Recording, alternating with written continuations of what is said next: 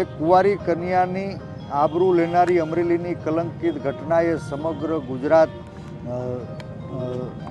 નું નાક વાટ્યું છે। ત્યારે એક નિર્દોષ દીકરીના ન્યાય માટે ગઈકાલે સવારે શરૂ થયેલું નારી સ્વાભિમાન આંદોલન એને આજે સળંગ 24 કલાક પૂરા થયા। એમ છતાં રાજ્ય સરકાર દ્વારા જે કોઈ કાયદાનો ભંગ કરનારા લોકો છે એને હજુ સુધી સજા આપવામાં આવી નથી। ત્યારે આ આંદોલનને પરિણામ સુધી આગળ ધપાવવા માટે પરેશ ધાનાણી વધુ 24 કલાક અન્નના દાણા વગર આ ધરણાને આગળ ધપાવવાની જાહેરાત કરે છે।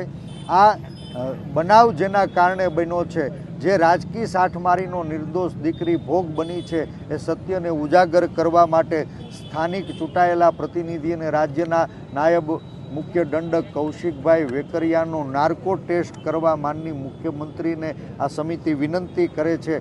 આ શંકાસ્પદ આરોપીઓની ધરપકડ કરી દરમિયાન રાજ્યના ગૃહમંત્રી હવામાં ઉડી અને ચાર્ટર્ડ ફ્લાઇટ દ્વારા તત્કાળ અમરેલી આવ્યા હતા। ત્યારે શું રાજ્યના ગૃહમંત્રી હર્ષ સંઘવીની પણ આ પ્રકરણમાં સંડોવણી છે, એ ગુજરાત જાણવા માંગે છે। ત્યારે કૌશિકભાઈ, હર્ષભાઈ અને અમરેલી એસપી વચ્ચે આ સમયગાળા દરમિયાન કેટલી વખત વાતચીત થઈ, શું વાતચીત થઈ, એ જાણવાનો ગુજરાતને અધિકાર છે। એટલે હર્ષભાઈ સંઘવીનો પણ નાર્કો ટેસ્ટ કરાવવામાં આવે અને એના આંતરિક કોમ્યુનિકેશન, એ ટેલિફોનિક હોય, વોટ્સએપ કોલ હોય, સિગ્નલ હોય કે કોઈ પણ સોશિયલ મીડિયાનું પ્લેટફોર્મ, એની તપાસ કરવામાં આવે, આ મંચ ઉપરથી સમિતિ માગણી કરી રહી છે।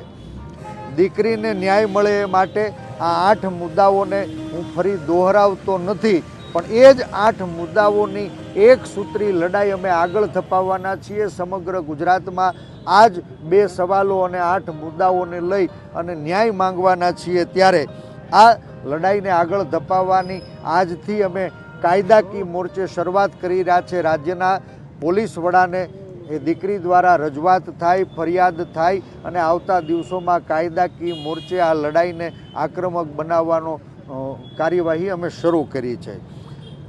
આ ધરણા વધુ 24 કલાક ચાલશે અને આવતીકાલે સવારે અમરેલીના વેપારીઓને સ્વૈચ્છિક રીતે આ દીકરી ઉપર જે અત્યાચાર થયો છે, અડધો ટક બંધ પાડવાની વિનંતી કરી છે। એ અમરેલીના વેપારીઓ આવતીકાલે બપોર સુધી અમરેલી બંધ રાખી સરકારને જગાડે એવી અમે વિનંતી કરી છે અને મને વિશ્વાસ છે કે મારું અમરેલી બંધ રહી અને આ પીડિતની વેદનાને વાચા આપશે। આ લડાઈને આગળ ધપાવવા માટે મહાનગરો, શહેર અને તાલુકા કક્ષાએ નારી સ્વાભિમાન મંચની અમે રચના કરવા જઈ રહ્યા છીએ અને આવતા દિવસોમાં નારી સ્વાભિમાન મંચ ઉપર રાજકીય આગેવાનો, સામાજિક આગેવાનો, સંસ્થાઓ જોડાઈ અને નારી સ્વાભિમાનની લડાઈને વધુ આક્રમકતાથી આગળ ધપાવશે એવો મને સંપૂર્ણ વિશ્વાસ છે।